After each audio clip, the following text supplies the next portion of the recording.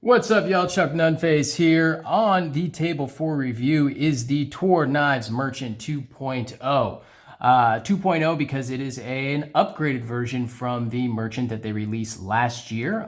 They released a few different folders last year. It's the company's first foray into folders. They've been making fixed blades at their shop in San Diego for several years.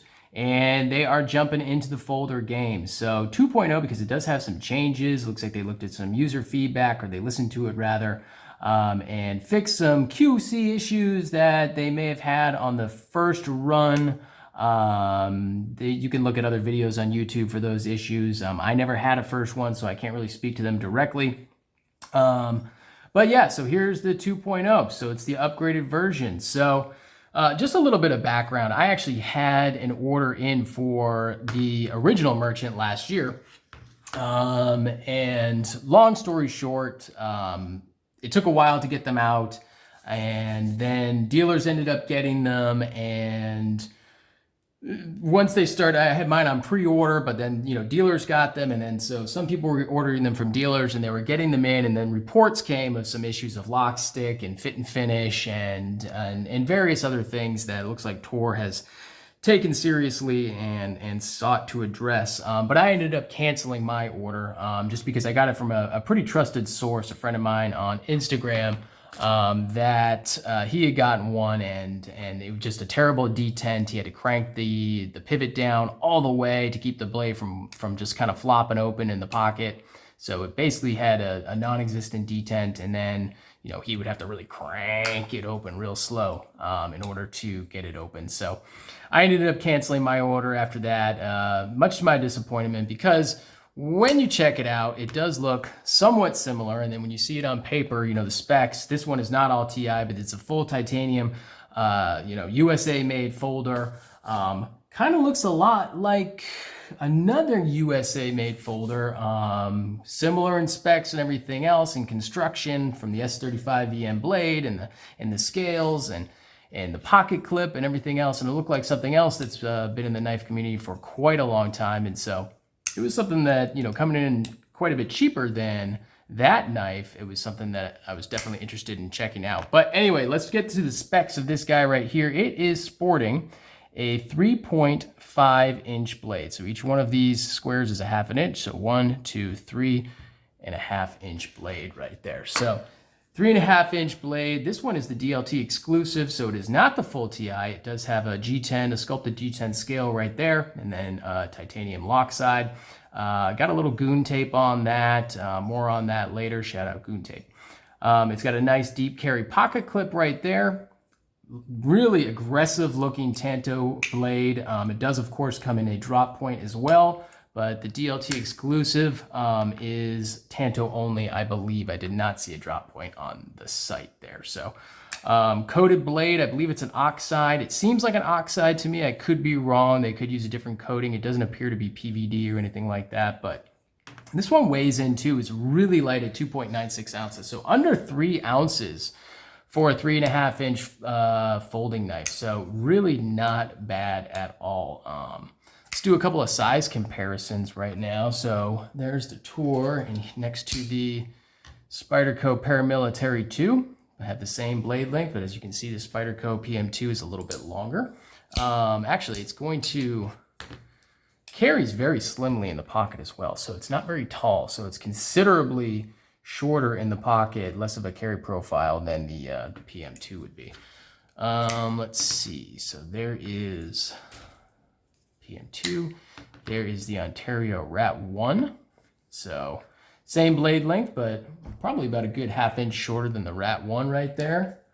The Spyderco Native 5, full serrated version. I like this one a lot. Very cool. So a little bit longer than that one there. And the knife that it would be most compared to, in my opinion, if this happened to be, the full titanium version, would be the Chris Reeve Knives Sabenza, this being the Sabenza 21. So very similar. I mean, it's got a shorter handle. Blade length's a little bit shorter overall too, with the Chris Reeve coming in at 3.63 inches, and this one is right exactly at 3.5 inches, but very similar in construction, the way everything is oriented. Now, the previous generation, it did have not a deep carry clip. It actually had a single, like just a traditional clip, but it had 2 screws, so it actually carried really shallow. There was about that much knife sticking out of the pocket, which a lot of people didn't like, and it was considerably thicker than it is right now too. So it looks like they've kind of addressed that as well, but certainly looks to compete, at least in looks and carry profile, with the Chris Reeve knives Sebenza, and being a USA made folder at quite a bit less as well. So pretty cool overall. I like what they did. I like where they were going. One thing that I do have a gripe about right off the bat is this is not, on their website it says 3.75 inch blade. It's clearly not a 3.75 inch blade. It clocks in right at 3.5 inches. So, I mean, I know it's only a 1/4 inch, but that was something that I thought was really cool, that it was a little bit longer of a blade. I like folders with bigger blades, 4 inches, maybe a little bit more, a little bit less than 4 inches. I think I like big folders, so I was pretty excited about that. It's clearly not a 3.75 inch blade, unless they're measuring from the pivot or something like that. I'm not really sure, but it's not 3 3/4 inch blade, that's for sure. This one was very, very stiff out of the box, which I really didn't want to tinker with it too much because I wanted to see about it breaking in and everything else. But I really just couldn't resist. I had to kind of take it apart and clean it. It does have some nice perforated washers. They're not Sebenza style perforated, but there are just small PB washers, and they do have holes in them as well. Small holes, almost like pinholes, slightly bigger than that, so they'll be able to capture some grease. So I ended up polishing those. Well, I didn't polish them. I just kind of cleaned everything out a little bit and reassembled it. It was a little difficult to get the action where it could be flicked out, and it can be flicked out. It is not going to ever drop shut, and that's no big deal. I don't really care about the drop shut crowd. That's not really all that important. But getting the action dialed in where you can get a consistent flick, but also not have any blade play side to side, that took a little tinkering. That definitely took a little tinkering. Now, I did end up getting it to the point where there's just, if I take the pressure off the lock bar, there's a hair of side to side play, but that's certainly forgivable. That's really not a big deal. I've seen worse on knives that I've liked. So I'm really not going to ding this one too much for that. But it is something to kind of be aware of. One thing too, there is, I don't know if you can hear it. There is some rock, some back and forth rock when you put pressure on it. And so that is less than ideal. I don't know if it's the lock geometry and the tang, the way they're mating up, it's not quite right, or if they need to use a slightly bigger stop pin. I'm not sure what that is. I'm not a knife designer, but it is noticeable and it is there. Is it going to be a huge problem? I don't know, but it's there, and I don't love that. That kind of bothers me a little bit. Like I say, I don't know if it's something that could be remedied with just adding a slightly wider diameter stop pin, or if there's an issue with the geometry, or just, the way the tang is ground, something like that. But it is not locking up super, super securely, so it's certainly not bang fault. The other thing is the lockup is pretty late already. Now, is that the world's biggest deal? Here's the Sebenza. The Sebenzas always lock up late, and they tend to kind of lock up late once you get them, and they don't change much over time. So is it going to be that big a deal? I don't know. These are new knives. This is they haven't been making folders for a long time. So I don't know if that's going to be an issue or not. It might be. I don't know. Time will tell, I guess. Enough of these have to be out in the field being used for long enough to see if that's really going to be an issue with lock slip or anything else, but it's there. Additionally, something right off the bat is the reason I've got this tape on there is this edge that's right here. I don't know if you can see it too well. Maybe you can, maybe you can't. If I can get the camera to focus. That's sharp. And it is not beveled or scalloped in any way when you go in and you're pushing down on there. It is just a sharp 90-degree angle that hasn't been taken down. And I was thinking to myself, well, I could sand it and everything else, but I've got a bunch of goon tape lying around, and you know, hey, it's kind of like Frank's Red Hot, you know, Red Hot sauce goon tape. I put that shit on everything. So I figured I'd go ahead and slap some on there, and it actually does help quite a bit. It's still noticeably sharp, but it definitely takes the edge off the edge, so to speak. But you know, that's not great either. That's something I think that they should probably consider doing moving forward, is maybe knocking down those edges just a little bit. You know, this is a company that primarily has made fixed blade knives for quite some time. And so they're getting into folders. The good thing is that they seem to be listening to community feedback and adjusting as necessary. Another thing that I'm glad they addressed was the fact that, you know, with a pocket clip with the 2 screws, you can see those 2 screws, right? Well, that 1 screw right there, but there's actually 2, and it would be, you know, just a single pocket clip, you know, like the Chris Reeve, not a deep carry, a shallow carry. And it was really shallow because it would probably stick out of your pocket like that far. Now, that didn't really bother me a whole lot, but you know, it bothered some people, and so they addressed it, and they made it a deep carry clip. The clip is nice, the tension's good on it, no problems whatsoever there. The issue that I have with the clip is it's not truly deep carry because of the hardware that they've used. It's this domed hardware that you almost have to overcome the seam of your pocket, and you have to kind of move your pocket out of the way a little bit in order to get it all the way in there, because they don't recess it in any way. Now, I understand where they're going. Well, they do have, you know, kind of like Strider, they've got a little pin for the pocket clip where it'll sit, and they've got a slot cut out, and they've got a little tab that you put in there, and so the pocket clip won't rotate around on you. But that domed hardware right there, while good in the body screws, is kind of an issue right there because it's not recessed in any way.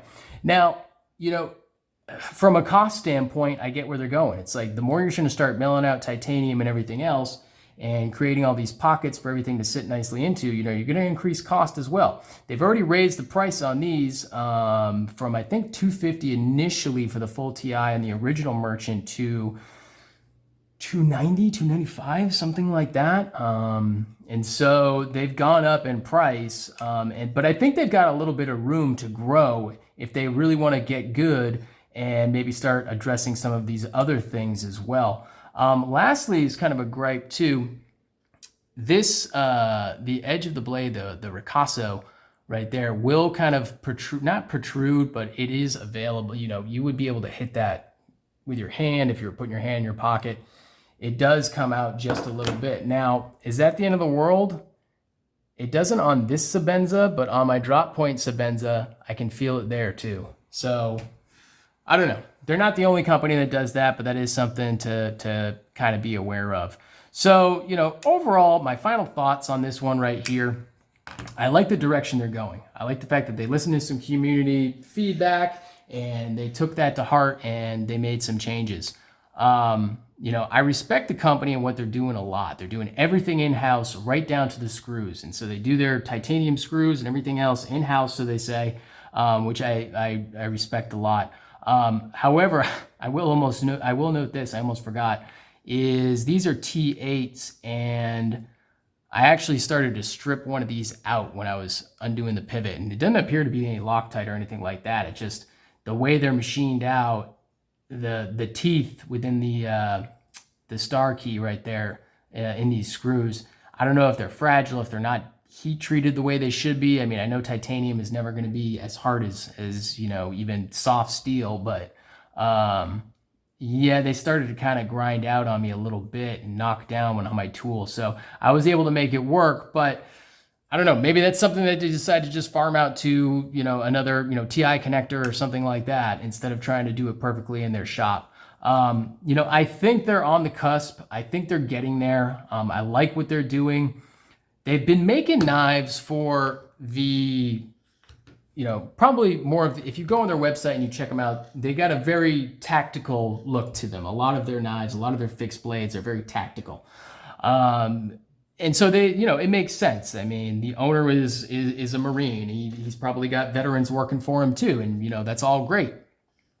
But it looks like they are making a real try to jump into the EDC community and to kind of take some market share there and to build their presence within kind of that everyday carry crowd, you know, with the introduction of, I believe, 3 folding models. They've got the Merchant, the Chasm, and the Suitor, and they may have another one, I'm not sure, but they have a few different folding knives that they've put out. So if they really are trying to get into that space and genuinely trying to make a jump into that, they probably got to hire a knife dork, or do some consulting with somebody, and get some input, you know, as far as what we are going to be looking for, because, you know, from what they've been doing in fixed blades, they're probably not thinking about things like knocking down those edges. You know, they're probably not thinking about something like that. They're probably not thinking about the fact that a lot of guys like to just take things apart and tinker with them a little bit, and they need to do something with their screws. You know, there's a lot of fidget factor. I mean, I know people are saying, well, a knife's a tool and you don't need to be playing with it. Yeah, I know that's all true. But when we live in the real world, I mean, you know, we'll be sitting at our desks and we'll be doing something. We'll be flicking around our knives. I mean, that's just the way it is. So they may need to get just a real honest to God knife dork on staff, and just kind of go from there and get some input on, you know, the things that they're doing and go from there. I like the direction they're going. I think they've got some room where they can make improvements and still stay in a good competitive price point. I love the fact that it's USA made. They're doing everything in-house. I like the direction they're going, but they're not quite there. You know, for me, this one will probably end up being, I don't know if it's going to be a keeper for me. It'll probably end up being trade fodder. You know, it might end up, you know, being put into a deal to sweeten the pot a little bit to get something and kind of step up to something else. But we'll see. Overall, definitely not bad. Still got some room for improvement, but I like the direction that the company's going. Go ahead and hit that subscribe button right there in the corner. If I can do it, it's kind of hard. Pop, pop, pop right there. Leave a comment. Let me know what you think. You know, have you tried the Merchant, the first version? How does it compare to this one? Do you have both? Go ahead and let me know in the comments section, you know, what you think about it. And, you know, give me a follow on Instagram, at Chuck_Nunface. Turn on those alerts, and I'll talk to you later. Thanks a lot.